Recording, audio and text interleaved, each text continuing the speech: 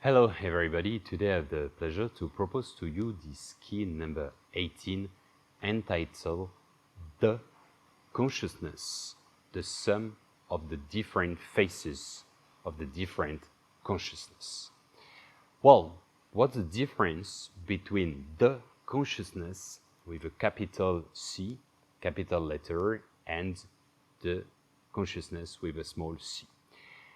Actually, the individual consciousness versus, and we will see, explain this notion of versus is not an opposition, is more complementarity, part of the consciousness.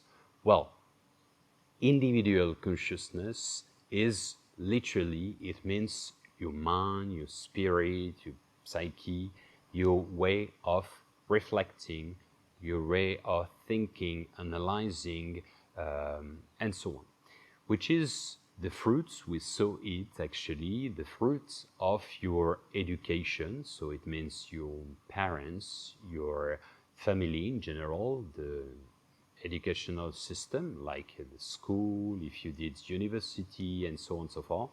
So concretely, this is what shaped you, okay? And in addition of that, there is a lot of parameters, social, societal, national, cultural, religious, and so on. The country, the language, the social background you had, if your parents were quite modest or rich or famous, and so on. This has an impact. This is what we saw regarding personality in general. These are the different masks that we inherit from our education, from our family, from many things, and this is also built in because this is the fruit of your characters, which is personal. If you have a twin brother or twin sister, you can have exactly the same education and not to be the same person and to have the same personality. So, concretely, the consciousness literally is two things. It is the program itself, okay, so in a certain extent is your software according to the different, let's say, featurings that we insert, we parameter, okay, and it allows you to treat the information, to analyze this word, to take part of it with arguments, with affective dimension, and so on and so forth. But so the true question is it deeply yourself, or is it the fruits and the results of the outer world? Okay, so this is existential question. So the first thing is, let's say, the programs of your way of thinking. Then the second one is the filter. The filter is your consciousness. You will talk about this later. We could compare actually consciousness with a notion of soap bubble. Actually, it's happened that different soap bubble merger, okay, they absorb each other, it's possible. And sometimes one, usually it's more when they have the same size, okay? If they have the same sizes, actually you can observe, you put two bubbles, they don't merge, they just, they are connected to a kind of membrane, okay? The membrane is like a surface, and actually is the point of equilibrium. It's a kind of balance.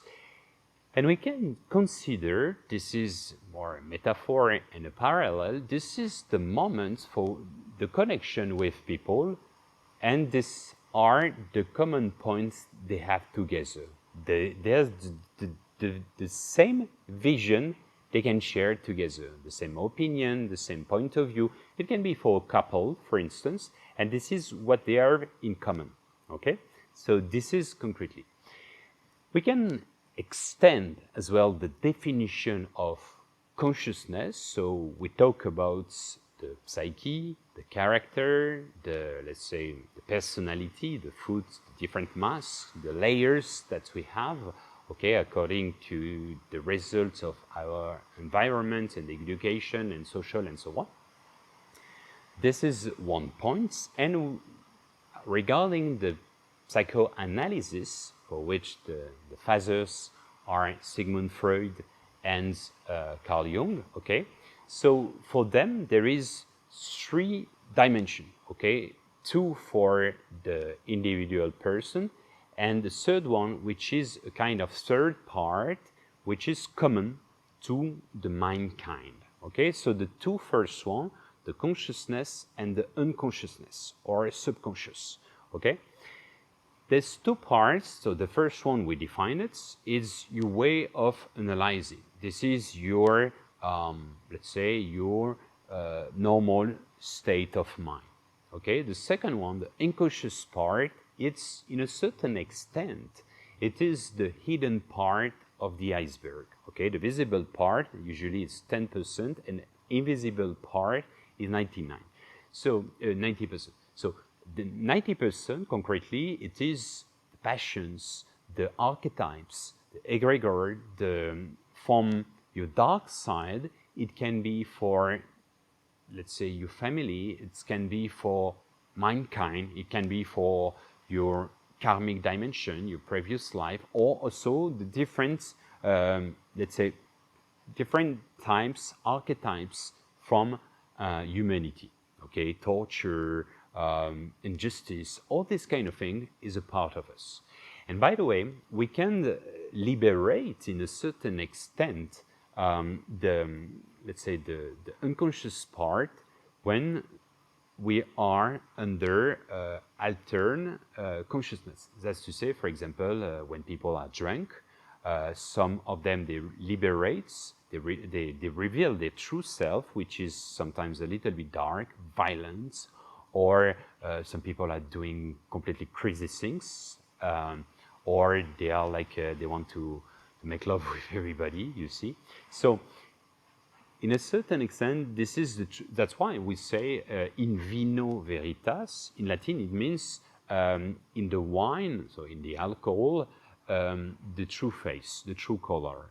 It means that literally. I mean, the meaning, the deep meaning of that. So what does it mean? It means, are we our unconscious part, or are we our conscious part?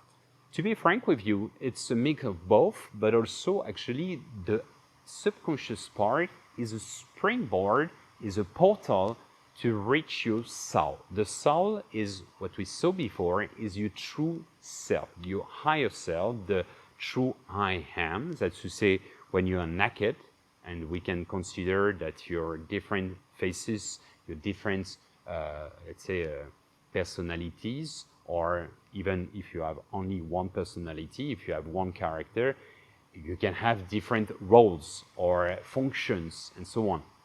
You can be the mother, you can be the daughter, you can be the wife, you can be the friend, we can, many things. And you maybe don't behave in the same way, okay? So you play a kind of role according to the situation of all of them. And it's very comparable to the wardrobe, okay? A dress, a jogging for sport, I don't know, legging for yoga, for running, and so on. So this is your wardrobe, and this is your personality. But when you're naked, okay, it's a parallel. Concretely, you would be your true self, your higher self, your soul. Knowing that from one incarnation to another one, the soul remains the same, doesn't change. Okay, so your passion, your opinions, and so on disappear through your soul, because the role you play here in this life is just a costume. Okay, if you are playing, I don't know, a piece of theater from Molière or Shakespeare, you will play this role with all the different, let's say, tasks and so on, the costume, the epoch, and so on, and you will adhere to that. Okay, you are not this one. You are just an actor. When DiCaprio plays, I mean, he played in different movies, Inception, Wolf of Wall Street, The Beach, and so on and so forth.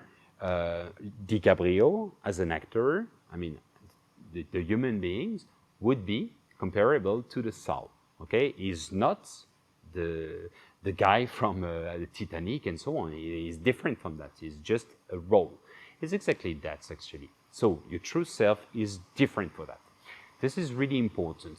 And then actually this portal, the soul, is a alveolus of the cosmic pulse, the cosmic breath, okay? Find the place which is already yours in this cosmic breath, okay? The cosmic breath is the living, the akasha, the consciousness, the source, whatever the name, actually, this is the great all, the living one, for which we are a fragment of it, we come from it, the unity, and we have been obliged to separate from it to exist. This is existential, this is the first key, the duality, to make the experience of life, to embody, the fact to take a body, okay, to incarnate, carne in Latin means the meat, okay, the fresh, let's say. So concretely, we were at the beginning, at the genesis, the painting, the painter, and the different characters, and how to observe and to see. We have been obliged to take a certain distance, a step back, to observe and to be different, to fragment from the oneness, the unity. And this is the experience of life, the experience of the low, the density, the low frequency of the matter. And this is what we explain also in the notion of energy. The matter is just densification of energy, just in low vibration to be perceptible to our senses, as Einstein said.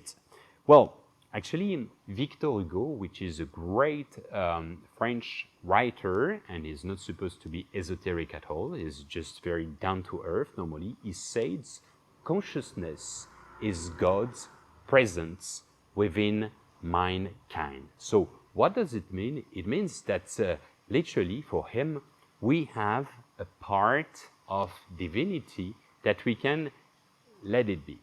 And actually, this is the notion of surrounding. If you surrender, if you let it go, if you let some space to the divinity, you can express it.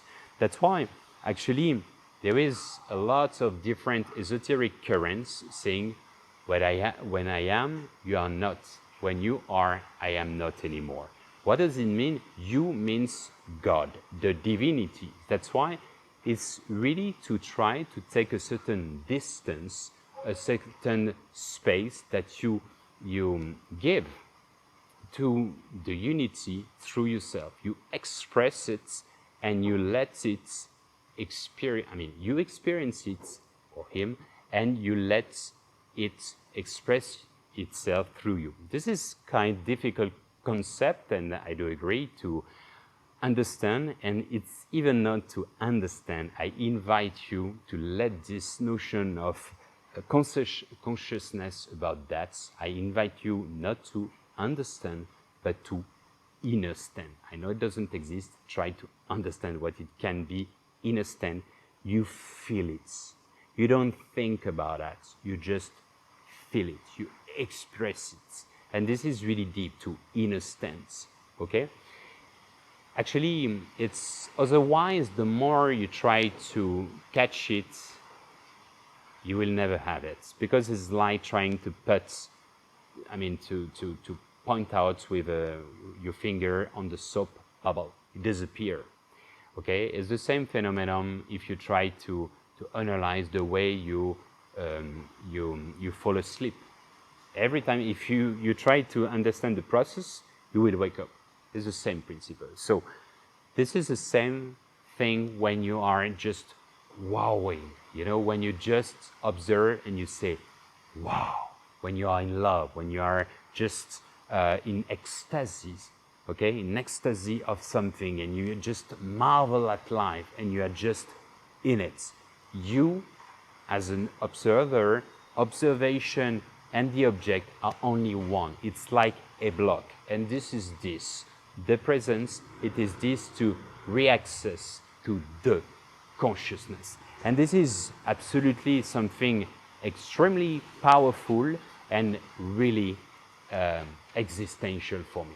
Well, the other point also regarding consciousness is the notion of filter. The filter, as we saw for the notion of space-time, the key of space-time, this is really important to have your own consciousness as a filter, otherwise you would receive all the information at the same time as a Big Bang. So the consciousness allows to unfold the information through the space and over the time, okay, with an illusion of narrow of times, that's to say past, present, and future, despite the fact it's a pure illusion.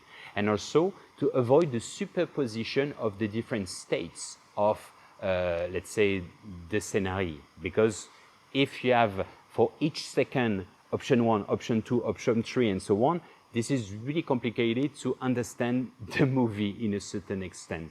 And in parallel of that, if you have different layers, like different floors of the building, from this period, from the Inquisition, from the Middle Age, and so on, it would be really difficult. So concretely, the filter of consciousness allows you just to watch a movie at the same time. It's a kind of insight allowing you to follow something with a certain logic. That's to say, the beginning, maybe, let's say, a twist, maybe suspense, maybe the kiss, and so on, and then the happy end, and so on. Otherwise, if you have everything compact, like, it's hard to understand, and it's not, you cannot live it, you cannot analyze it, you would not understand. And if we add, let's say, 10 different movies at the same time, you would not understand anything. So imagine about an infinite number of movies at the same time, according to the different consciousness, is impossible. Maybe God just outsourced. He created the different consciousness, different eyes that we are, just to keep an eye on the reality. Who knows? It's kind of joke, but why not? Thinking about that. Well, that's why I like to say consciousness is only an eye of the consciousness, whose division is 360 degrees, and the gaze of omniscient, omnipresent, omnipast, omnifuture, and at the same time conditional. So I play obviously on omnipresent, omnipast, and so on, but you will understand probably what I try to tell you beyond that. Well, as practice case study, I invite you to try a maximum of time to take something you have a certain opinion, a theme for which you have an opinion, and try to find some counter example or the contrary of what you think. That's to say, if you are in favor or against, for example, death penalty, okay, you're against that, try to find arguments in favor of it. Take many topics like this, and actually it allows you to enlarge your perspective of consciousness. Do that, and do as well the phenomenon of empathy. Empathy is the fact to project yourself into the complexity of a human being. Okay, so childhood, personality, education, hardships, and so on. All the trauma he has or she has, and so on.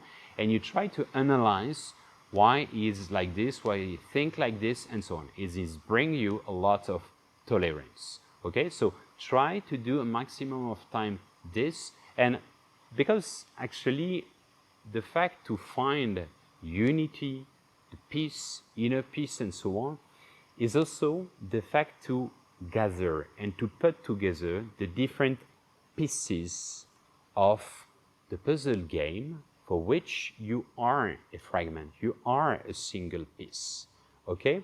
And if we want to admire the beauty of the masterpiece, okay, the art of living, the art of the living, in a certain extent, for that to admire the beauty of the masterpiece, we need to master each single piece, to be in peace with it, with them, and step by step to build back the notion of the masterpiece and actually to master your inner and the outer peace. I play with the two senses of peace. You understood, I imagine. Well, I invite you to do that. This is really precious tool and it's very important. Well, I invite you to try to meditate actively, passively, intuitively on these different elements. Watch the video several times if you need. Take notes, rephrase, reformulate, try to synthesize, try to transmit with someone else. Like this, you will measure, you will visualize if you're able, capable to transmit. And if you understood properly, if you need to deepen more, if you need to reinvest, because whatever, this is really short and it is supposed to be really dense and it's concentrated, so you really need to invest more time on it, of course. I invite you also to share the video for the simple reason that some other people, your relatives, they will have their own perception, and by combining, maybe you will give birth to a new perspective and you will enlarge maybe your consciousness, individual and thereby the collective consciousness. Well, this is only one key, and step by step, I hope that you can more and more shape your own master key to open up the door of the consciousness. Your consciousness is really up to you, up to universe within you. Well, once again, all the roads lead to Rome and to on. Thank you for your attention. See you soon.